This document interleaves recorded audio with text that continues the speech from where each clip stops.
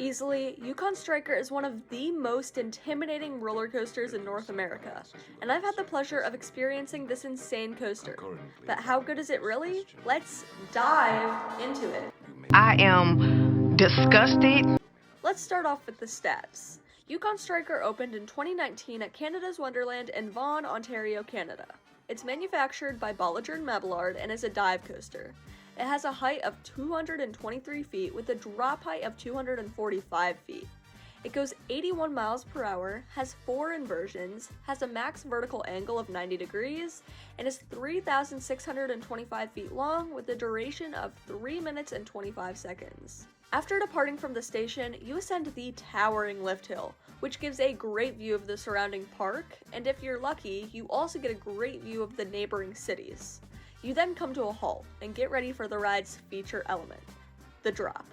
On most dive coasters, the main gimmick is to hold riders over the edge for a few seconds before dropping them, and this ride is no different, except it's over water. So it's even more intimidating than rides like Valravn, because it goes below water levels and enters a tunnel. The drop is amazing, and although the vest restraints do take away from the actual experience, it's still a great drop and is surreal. Afterward, you go into an Immelman, which you'll find on almost every other dive coaster, so it's nothing special. But then, you ride into an absolutely massive zero-G roll, and as this is happening, the ride is seemingly getting faster. Afterwards, you fly into my favorite element on the entire ride, the vertical loop. On most rides, this is usually a filler, cookie-cutter element. But for dive coasters, this is a very rare element to have, and the speed and pacing that this train takes at it is absolutely insane. You are being crushed by the positive G's, while before you know it, you're into another smaller Immelman, which, once again, isn't too much, and then you hit the mid-course brakes, drop once again, and then you go through a very cool helix.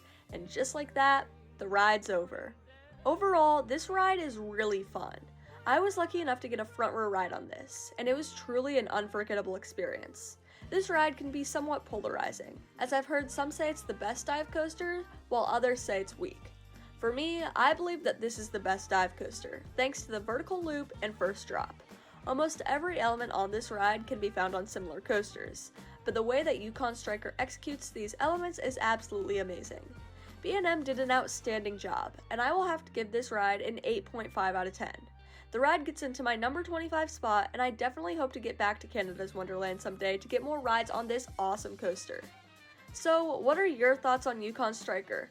Comment down below. Thank you so much for watching, and I will see you in the next video.